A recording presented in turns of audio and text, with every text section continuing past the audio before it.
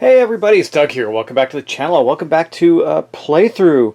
One we haven't done in a while. I went back and looked, and it's been a while since we've done some Darkest Night. You know, it's one of my favorite go-to cooperative solo playable games. It's a lot of fun. We're gonna take it on today again with some things that we're gonna do a little differently. Normally, I'm really careful about picking my characters, but this time, because you can really end up randomizing your challenge level when you do that. But we're going to give it a go. We're going to just randomly pick some heroes today. Now I have a couple of things left to do for setup. Just want to let you know I got the board out, and I want to talk about a couple things I do with this game. Now the sad thing is with Victory Point games being purchased, and I say sad because I just don't know the answer. I don't know what the availability of this game will be in the future, and that's unfortunate because this is one of the coolest games out there if you like to play with cooperative games. It's got a great theme. You know, evil necromancer has successfully defeated the armies of the world, and now there's this last bastion in the monastery, and some heroes venture forth in there to try and actually collect these relics. They found out these relics exist that could kill the necromancer, and they need to get them and kill the necromancer before the necromancer destroys the last bastion of hope in the world, which is a monastery. Yeah, pretty cool. But one of the things I want to talk about first is how my setup is, because I think this is important. I have these really wonderful Chessex game trays that hold all the blights very nicely. I just need 2 of them, and they fit right on the top of the second edition box, and then just folds over and closes, which makes it really easy to just pop this open and get going. I have 2 of those that hold all the blights and some of the key tokens that we'll use later on, and the other ones I have in little bags. I put them in bowls, you know, like all the relics, all the magic items that we can carry are in one bowl. Secrecy and, time and quest tokens are in another, and then sparks and keys are in another. And I have those great other bowls that the ones you can kind of rubber that are assembled, but I'm using them for something else right now, so I'm not using them today. Then of course you need a dice bowl for some dice, but we'll get to that. Let's first pick our characters, because that's really what's going to set the... Then we're going to pick our characters. We're going to set up the board with the final setup, which is to draw a map card and place out the initial blights of the necromancer and get our characters out and all that good stuff. I do have the miniatures for it, but I'm going to be using the standees because I think they're easier to see on the board, and we're going to play it that way. So let's get first started with picking our characters. Now, there's a lot of them, and I have favorites, and this is going to be really challenging for me because I'm not going to be playing with necessarily my favorites. And that's unusual for me, but there are a whole bunch of these characters. You know, there's quite a few of them now. Just to make sure they're all facing the same direction. Let's see. There we go. I think we got it. Yeah, okay. Now, let's give these a shuffle. So we know whichever one's on top when we stop shuffling. So I'm not looking at them because I don't want to see what's on top. Is the one we're not going to be, one of the ones that won't be in the first draw, but I'm going to shuffle them every time. We have a different value. Okay, ready guys? I'm going to do one more cut and then we'll pick from the bottom. What do we get? The Scout. Well, that's not bad. I'll take the Scout. Scout's a good character to have. Now let's keep going. Okay. Okay. Let's see, what do we get from the bottom? The Monk. I like the Monk too. It's going to be an interesting group right here. It's already something I probably wouldn't have chosen off the bat, but that's okay. Alright, let's see. We haven't got any too crazy ones yet. That's interesting. Okay, let's see. I'm going to cut it one more time. Looks like we're destined to not have an Exorcist. The Bard. Alright, and we got one more to go, guys. One more. We'll see what we have. And, okay, we're going to just give it one more cut and see what we get. And the Exorcist. Okay, I thought we weren't going to end up with the Exorcist, but we did. Okay, I got to get their cards and standees out, and then I will be right. You know, before we do that, we'll just finish setting up the board, okay? And then we'll put our characters out. Either way, it's not going to matter. A couple things that happen is one of the first things that happens is we're going to draw a card from the map deck. I'm going to give it one final cut. I did shuffle it, and we're going to draw the map card and start placing our blights out based on that map card. So, what do we have here? Now, these map cards, I mean, this second edition was just beautifully done. So we're going to place one in each, of course, with the exception of the monastery. We're going to place these blights. We're not going to pay attention to the magic items because it's also how you get magic items. We're going to place these blights in the various areas that we have. So let's get those out. We need an enigma in the mountains. Okay, well, I got all the blights out that we need. Now, what are blights? If you haven't played this game before, again, a necromancer has defeated the world, and the blights are his way of infecting things. Blights come in a variety of forms, from things that affect the land to monsters to things that just curse the area. It's crazy. There's quite a wide variety. So what we do is we go down here on this first card only. In future cards, we would draw. Like if we're drawing a blight, we would just draw one card and do the one blight and then move on. But in this first one, it's always about all of them. So we're going to place an enigma. Now, what's an enigma? Well, there's two sides to these. One shows you the cool artwork and what it takes to defeat that, to overcome that blight. And on the other side, it tells you more details. Well, in an enigma, which will be in the mountains, it increases our search difficulty. What are we searching for? Well, we're searching for items. We're searching for relics. We're searching for all kinds of things. Okay. And when you go into an area and you search, you get to draw stuff. It depends on what you're trying to accomplish, right? So typically it's a treasure, like these. That's what these are, these treasures. So like in the mountains, you'll draw probably a book or like a skill book or some other different things like that. So anyway, what this happens is this goes up in the mountains. Now I'm going to put it this side up because I like to see the details. So we can make sure we track the effects, and that will go into here, into the mountains. Okay, then in in the castle we have decay. Now the castle is great because searching in the castle yields a lot of skills, and we get more abilities at that up there. That's pretty good. But the problem with it is that and the search chances a little bit. So we're going to have a decay there. That means we can't use any items. Items have no effect. They decay when they're there. It's not a big deal, but it doesn't hurt us while we're in there, like being attacked by monsters. But it does require a 5 to destroy. So we'll put that in the castle. Now we have actually a monster. Now, 2 points to monster. Fighting it doesn't destroy it. So we have a choice. When we go into, and these zombies will be in the village, so we're probably going to want to take them out pretty quickly. If we attack them physically, they're a 5, or if we defend against them, rather, we need a 5. If we fail, that means that we get killed. We lose a grace. Grace is our life points, but the way this game works is actually you're being saved by the grace of God, or you would have died. You have one actual life, okay? And then, or you can hide from them. I don't remember, that's actually not the term is hide, but you get the idea. That is hide. Actually, that's a thing you do. Anyway, we're going to evade them. That's what it is. And then you got zombies. Now, if we want to destroy them when we have a chance to attack a blight, was one of the actions we can take, and we'll go over that, is you can, it takes 5, but if you do, you still lose a life if you fail that. So those zombies are in the, and I'm not going to go through that in this level of detail. Every time I'm just catching people up to speed on if they don't know the game. Okay. Next up we have the swamp, and the swamp are going to have, as probably apropos, some shades, some evil spirits, okay, and they work the same as, in this case, the skeletons, but they're a little different. They're much easier to defend against than to hide from, so we want to defend against these in most cases. Again, if we fail, we lose a life, and if we attack it and fail, well, if we attack and succeed, the blight is destroyed. If we fail, we lose a life. Okay, we have to spend a grace. Next up in the ruin, or in the forest rather, we have some nasties, vampires. Now, vampires, they're, you saw that it was actually tougher to defend against some of the other things, but like we need a 4 and a 4 even, but it's a 6 to destroy, so they're pretty hard to get rid of. And that 6 is on a d6 roll, so that means we have to roll 6. Now, there's obviously ways to mitigate and modify the dice. And then in the last spot in the ruins, which is one of the places I hate most. Oh, I've put the shades in the wrong place. They belong in the swamp. We cannot. It protects far blights. So this thing, until we destroy this thing, we can't destroy those other blights. This is one of my most hated things that you can get on the board. Luckily, there is only one of them.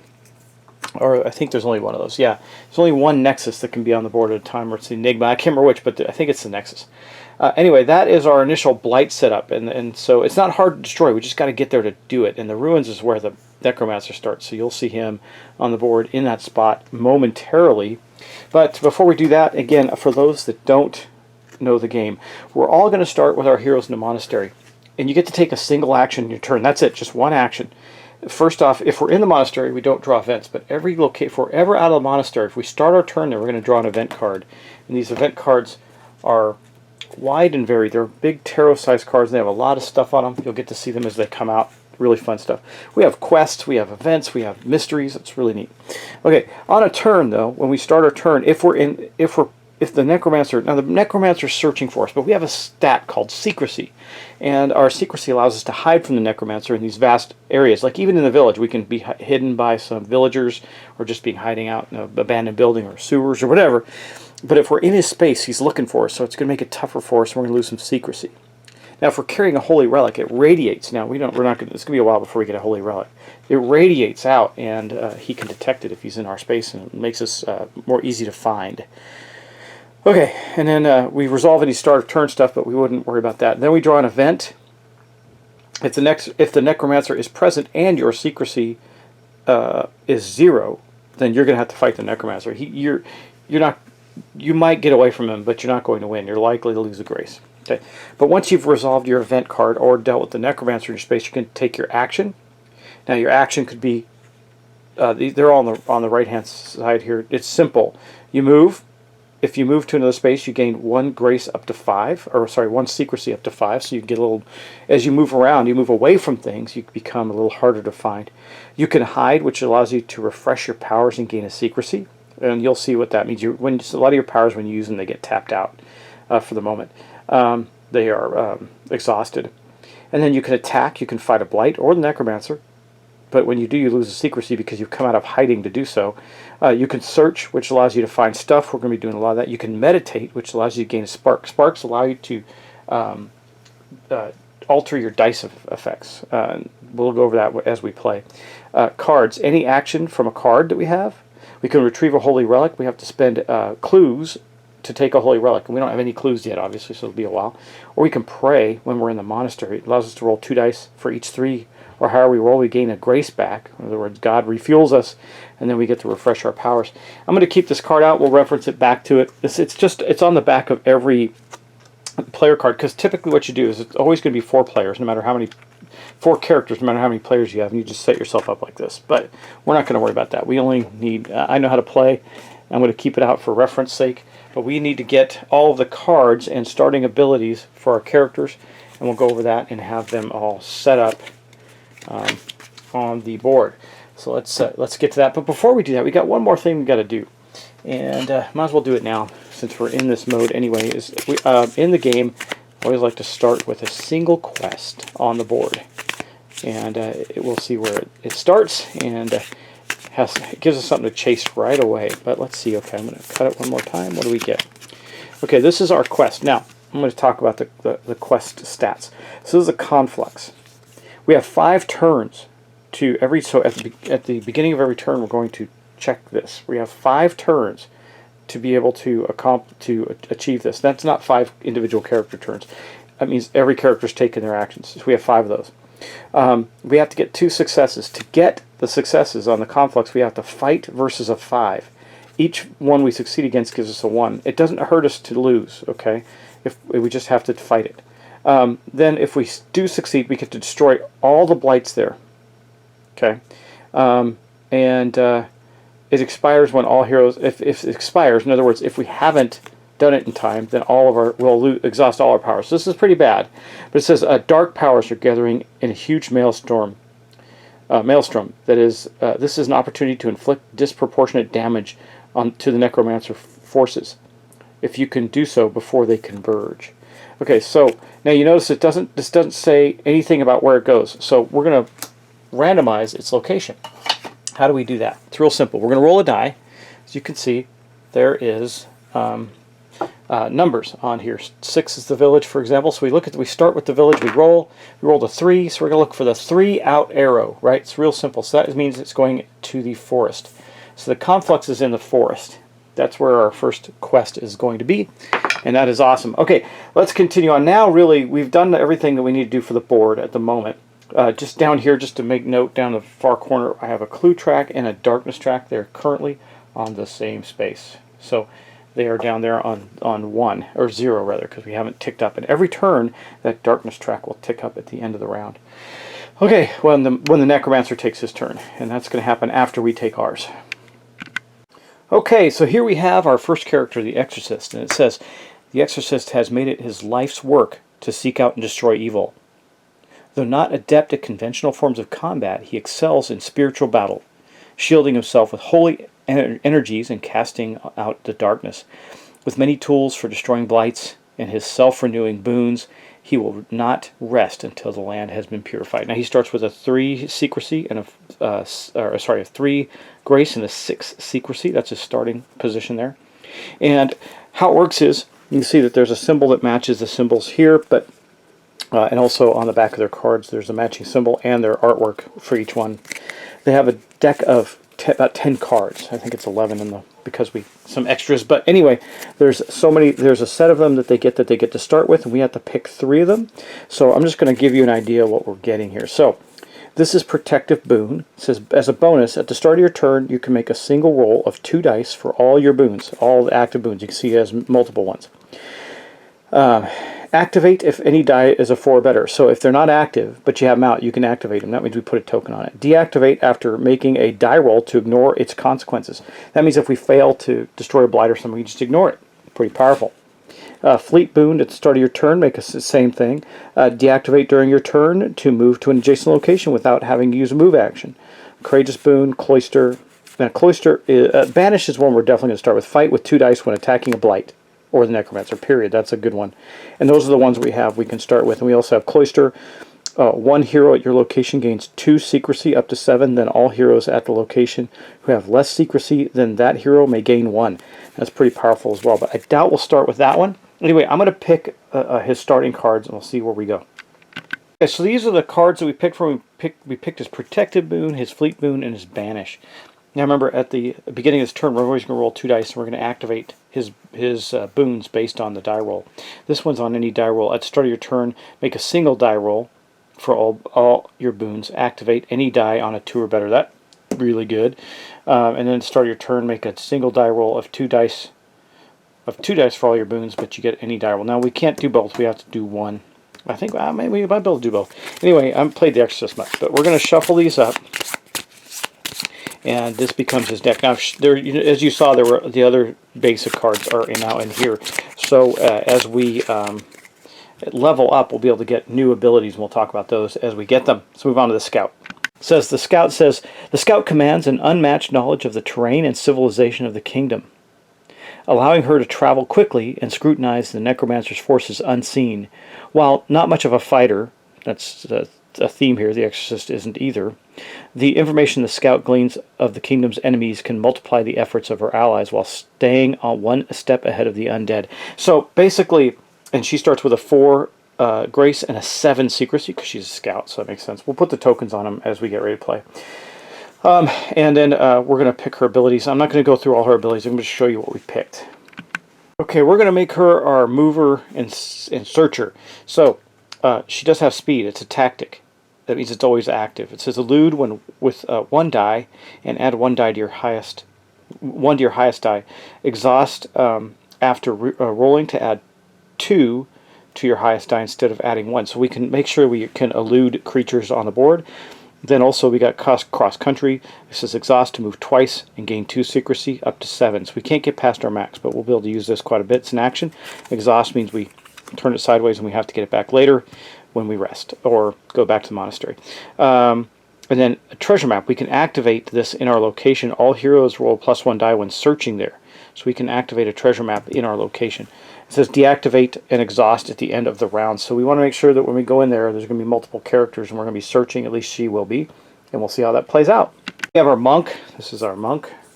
And it says the monk is an ascetic warrior with a strong spirit. Through intense training, he has honed his body and mind into powerful and versatile tools, allowing him to focus on the task of the moment. By collecting chi from himself and his environment, the monk can temporarily raise his powers to new heights and surpass his ordinary abilities. He starts with a grace of 4 and a secrecy of 6, and we're going to get his cards out and show you what we're starting with him. Okay, so what do we have for the monk? We have patience. It's a tactic. It says we fight with 3 dice when the darkness track is odd, so like it's 1, 3, 5. Or 1 die when it's even. That's why you're patient. Patient and fight the right time, right? It has a cheat tactic. It says as above, but you get to add 1 to your highest die. That's pretty good. Quiet. We elude with 2 dice. That's always helpful to add dice to your ability to get away from things. In the Chi tactic, you said elude with 5 dice, and you gain 1 secrecy if you roll a 6. And then Chi Burst allows us to activate these Chi abilities by exhausting this. So bonus, it's a bonus. Exhaust to use your Chi effect from one of your powers. So that's what he's going to start with. So he is our fighter. He gets to fight with higher dice, so he's going to be somebody that we have to have battle it out. Of course, we got to get to that Nexus, and that's going to be tough. That was a bad start for us. And lastly, we have our Bard. That's him right there. I'm going to put all the guys in the monastery where they belong and get started. And then it says, the Bard has a unique perspective on the world, knowing as he does many legends of heroes and villains from ages past. Though not especially effective when alone, the Bard can impart the wisdom of legends to his allies, allowing them to share his advantages. Able to rally and inspire many allies at once, the Bard is most effective when supporting a well-coordinated group effort. So obviously he's our support guy, right? So we don't really have any major fighters. We're going to have to try and, except for the monk. So that's going to be rough because we already got monsters on the board.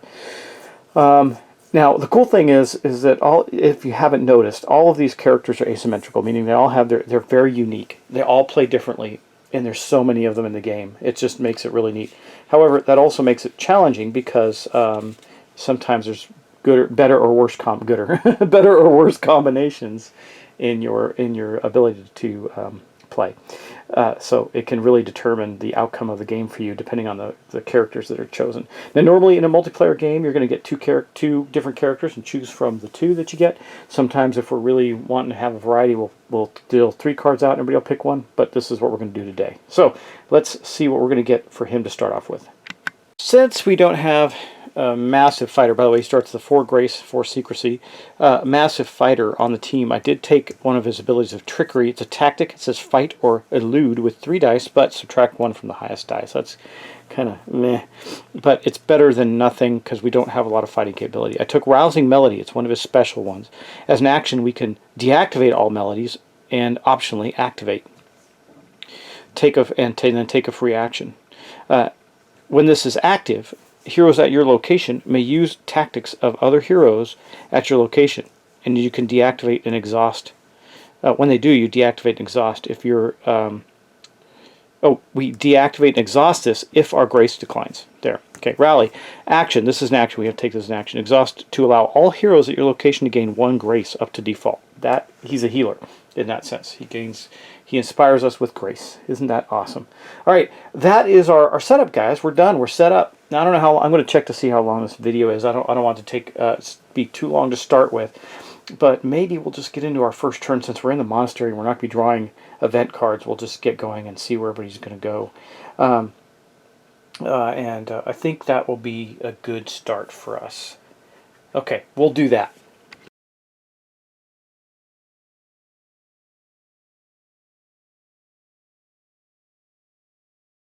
Okay, so here we are getting ready to take our very first turn of Darkest Night in this playthrough. And basically, each of your characters, because it is cooperative and there's no turn order, each of your characters has one of these tokens. When they take their turn, you simply flip it over, day to night. So right now we've gotten up in the monastery, we're getting ready, we've made our plan to venture out and take on the evil necromancer to the best of our ability, right? So we're going to start actually with the...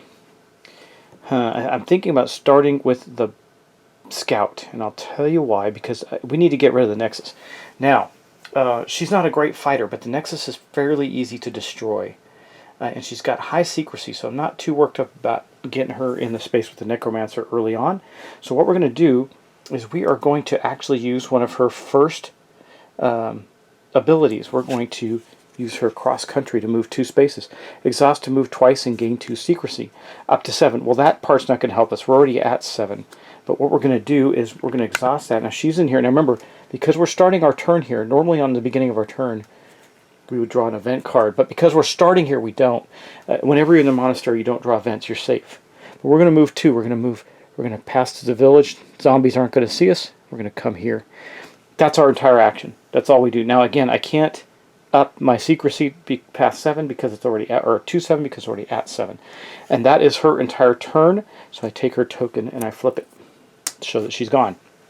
Okay, next up, now keep in mind we can't defeat anything. So that is not great, but I do think, and again, I sent the scout down there to take out the Nexus, even though she's not the best fighter.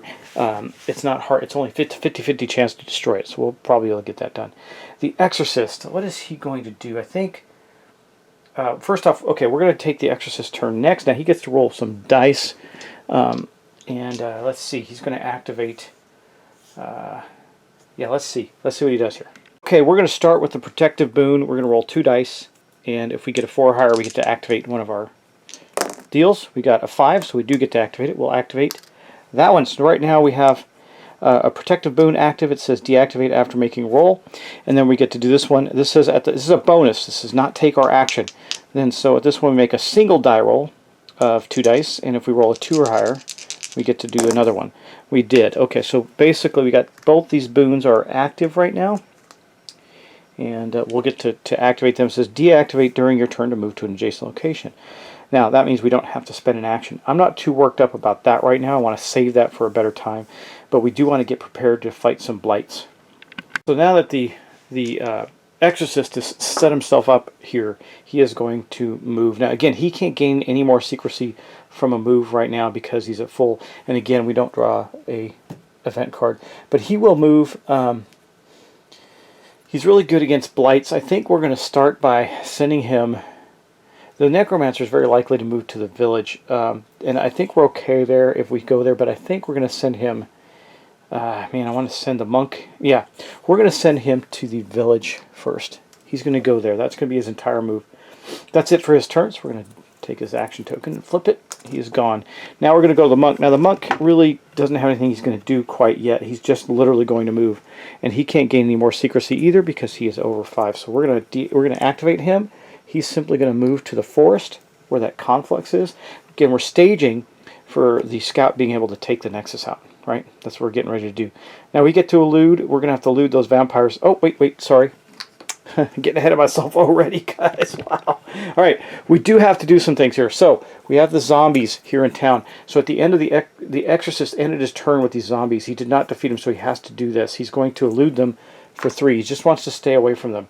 Now, he doesn't have any special ability to elude, so it's just going to be 1 die roll to elude the zombies there with a 3 or better. He rolled a 1, but we can deactivate his Protective Boon, which we will do. We'll deactivate it to ignore the consequences of a die roll. So he did not take a grace there. He just moved into town. Now that we've done the monk moving into here, though, we are going to have to, at the end of his turn, deal with the vampires. Now, he's okay. He's got a 4 to 4. He can, right now, there's no darkness on the board, so he'd only roll 1 die. So he's going to use his quiet tactic to elude with 2 dice. He needs a 4 or better to do that. Let's see what he gets. He's going to try and evade the vampires in the forest, which he does. He succeeds. Okay, so he rolled a 4. That's all he needs to do. Yeah, I think I'm playing a while, but yeah, okay, we're good. All right, let's move on to the bard then. Okay, and last but not least, that's the monk. We're going to activate the bard, who is first going to he's going to use his rousing melody ability. It says action, so he's going to take this action. Deactivate all melodies and optionally activate. So he's going to activate his rousing melody. Doesn't do anything for him right now, but he's got that active. And then it says take a free action. So for his free action, he's going to move into the forest with the monk. We're going to take this area on and try and get that quest done and take the vampires out. So what does he have to do? He too has to either fight or elude. He gets to elude, fight or elude with 3 dice if he exhausts that this thing. Now again, he can't go up in any secrecy if he exhausts his card, his rousing melody card. So, no, I'm sorry, his trickery card. It says fight or elude with 3 dice, but subtract 1 from the highest die. We're going to do that because we need a 4. That means we need a 5. I don't know. Yeah, we're going to do it. We're going to do it anyway. We don't exhaust that card. It's just a bonus. We just get to do it. Well, there. He got 2 6s, so he drops them down to 5s, and he succeeded as well. So we eluded the vampires there. That is good. And that marks the end of the player's turn. So what happens now? Well, now we go into the Necromancer's turn. The first thing that we do is we put a token, a time token, on this quest. There. So now we got 4 more to go. If we don't succeed, then it will tick up for us, and that's that. Then we're going to move the darkness up by 1, and we're going to then move the Necromancer. Now, the Necromancer we're not starting our turn into space. We're not losing secrecy from that yet. That is a cool thing.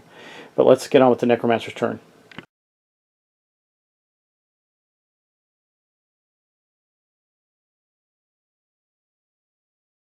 Okay, the next thing we're going to do is roll a die to see where he moves from the ruins. Let's see, a 2 is going to not keep him there. He's going to move. He's going to move up to the swamps, where he will then draw a map. We'll draw a map card and place another blight. So we're going to look at the swamps here. Well, we're going to place an enigma, but I don't think there's more than one on the board. So I don't think we're going to place anything, or more than one able to be added to the board. I think there's only one enigma, if I'm not mistaken. I'm going to double check, but I think that's true. No, there's 2. There are 2. Okay, here's the other one. So if there aren't any tokens, then it doesn't happen. But there's 2 enigmas now, and this one is going to be, now this is the one that says your search difficulty is higher. So this is going to go with the shades there in the swamp. Now, if ever there are 4 blights in a single location, you have to add another one. It goes to the monastery. So that's one of the end things. When we get 4 in the monastery, we lose the game. That's one of the end conditions for losing the game. The other one is we get to the end of the track and we haven't beat him. There's all kinds of things that can happen there. And that basically wraps up the first turn of the game. Now, if her secrecy was lower, for example, her secrecy is super high. It's a 7, right? So if her secrecy was lower than the Necromancer's, then the Necromancer might have been able to, or lower than a die roll. If the die had been high enough, the Necromancer might have seen her. So, for example, if she had a 2 secrecy and then the Necromancer rolled a 3, he would have spotted her and stayed there with her, but he didn't spot her. She's stealthy.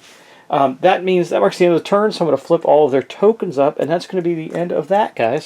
So that's the end of round 1 of Darkest Night. Again, this is a great game. I haven't played it in a while, so I just got to get myself in gear. But it's one of my favorites for sure. And we're going to start collecting treasures and defeating things, but I really want to get rid of that Nexus so we don't have to worry about the blights on the board. And can take out the vampires, complete the quest, and then maybe start to gain some treasures in the forest and the village. The Exorcist can search in the village with no problem. He might even go up to the castle, since he doesn't have any items anyway, and start maybe getting some additional skills. Unfortunately, his Protective Moon isn't active right now, so next turn we'll have to roll on that and see if he can activate it. His Fleet Boon is active, so that is good. That means he can take an extra move if he wants to, or he can move without using his action. We might do that and go to the castle next turn. Depends on the scout. So we're going to do the scout first. If she defeats the Nexus, then we're in good shape. Regardless, we can fight the Conflux. So that's why I moved the Bard and the Monk down there, because even if we can't get at the vampires, we can get at the Conflux, and that is good. Plus the Bard and Monk, if the Bard wants to, can use the Rousing Melody for them to be able to use each other's abilities, which means since it's on a 1, on the Darkness track, we're going to be rolling 3 dice. That's pretty good. Alright guys, take care. I will see you in the next episode of this, and I hope that you enjoy a new playthrough of this. We haven't played it in a while, and I do like to get to the table every once in a while. I hope you can find copies of it if you find yourself interested in this.